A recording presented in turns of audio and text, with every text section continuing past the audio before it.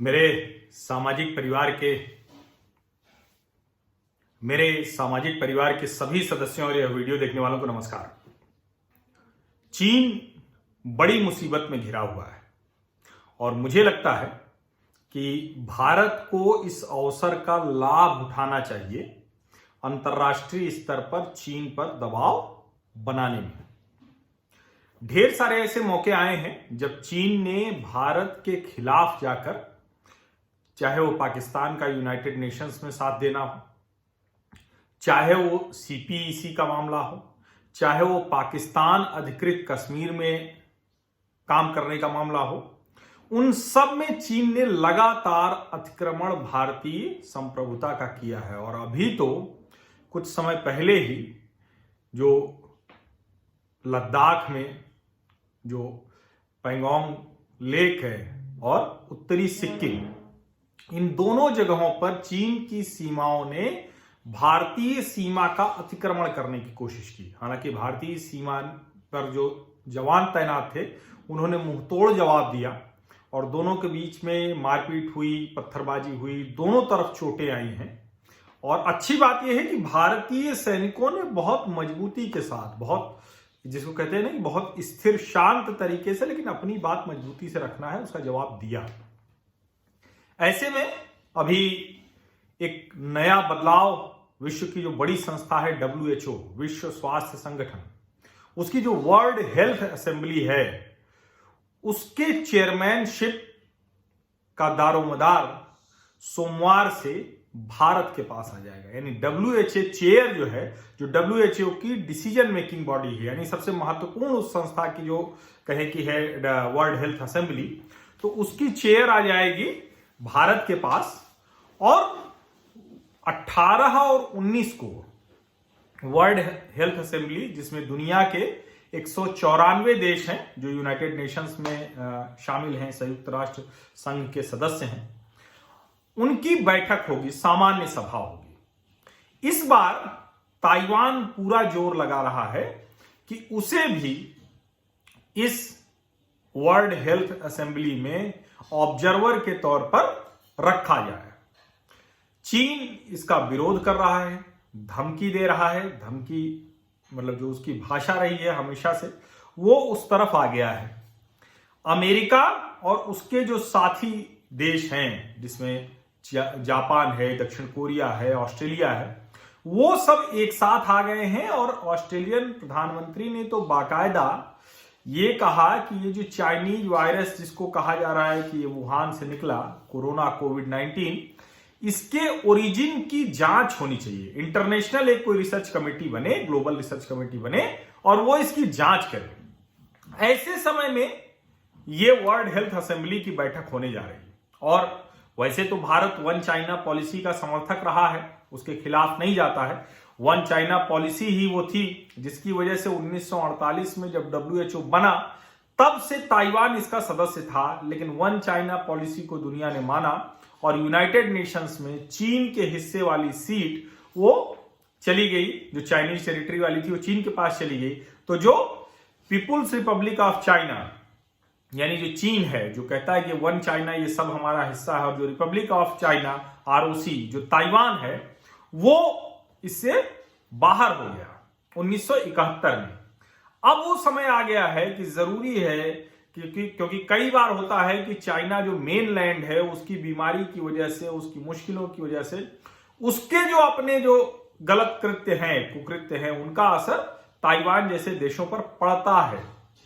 अब जरूरी है कि इसको दुनिया इस इशू को एड्रेस करे। भारत WHO की चेयर पर बैठने जा रहा है, उसे इस बार स्टैंड लेना चाहिए। उसे याद करना चाहिए कि चीनी सैनिक किस तरह से भारतीय भूमि पे अतिक्रमण करने की कोशिश कर रहे हैं। उसे याद करना चाहिए कि कश्मीर जो पाकिस्तान के कब्जे में है, वहां कैसे चीन बांध बनाने की कोशिश कर रहा है। उसे याद करना चाहिए कि नेपाल के साथ रिश्ते बिगाड़ने में चीन की भूमिका कितनी बड़ी है।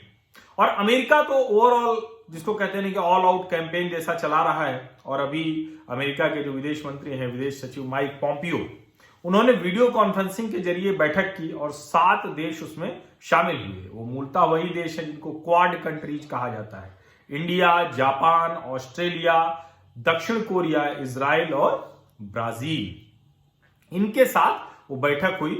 भारतीय विदेश मंत्री एस जयशंकर का इस बैठक में शामिल होना महत्वपूर्ण है।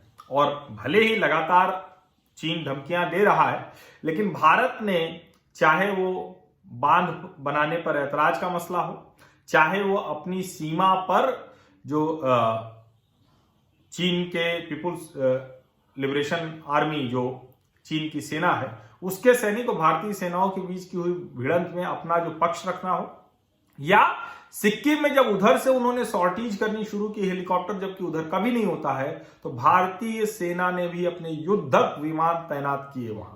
निश्चित तौर पर कोई भी युद्ध बहुत अच्छी स्थिति नहीं और भारत किसी से युद्ध नहीं चाहता है, लेकिन चीन लगातार इसी तरह की आक्रामक रणनीति करने की कोशिश करता है।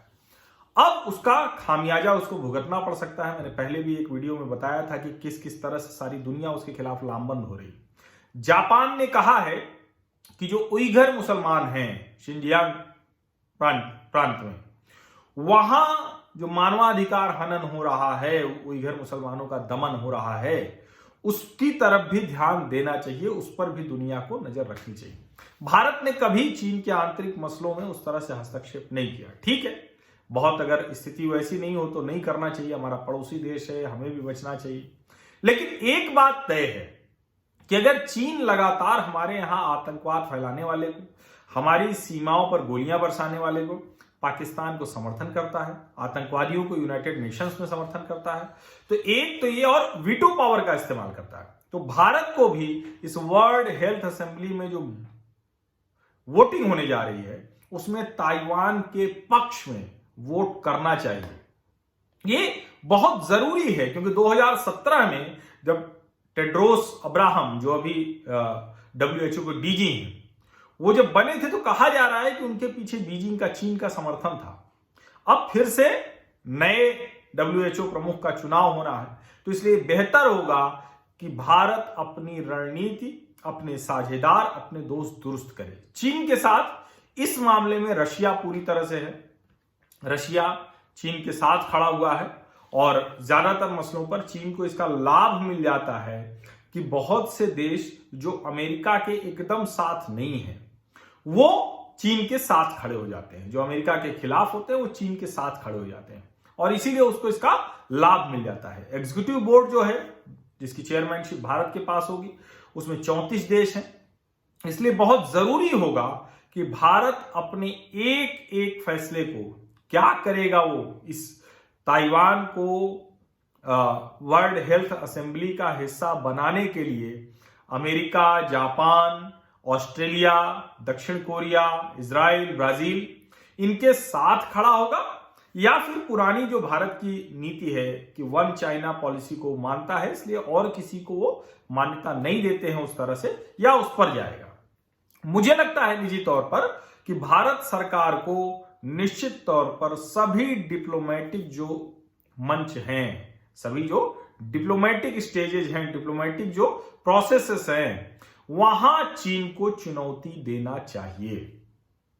और अभी जब भारत सरकार ने एक FDI के नियमों में बदलाव किया और उसमें भारत से सटी जो जिन भी देशों की सीमाएं हैं, जो देश हैं जिनकी सीमाएं भारत से सटी हुई हैं, उनके FDI नियमों में बड़ा बदलाव किया, तो चीन ने उस पर भी ऐतराज जताया था, लेकिन भारत ने बहुत साफ साफ उस ऐतराज को खारिज कर दिया है।